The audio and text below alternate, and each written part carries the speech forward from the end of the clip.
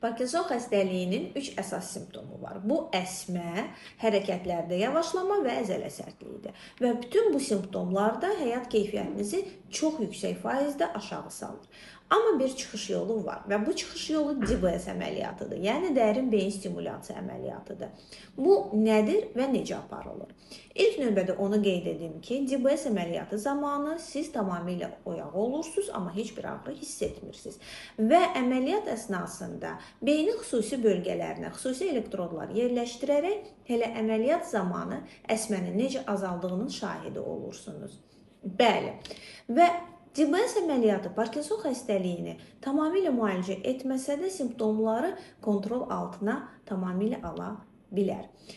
Və DBS əməliyyatı yalnız Parkinson xəstəliyində deyil, eyni zamanda da distoniya, epilepsiya, depressiya, obsessiv-kompulsiv pozuntusu kimi bir çox xəstəlikdə də çıxış yolu ola bilər.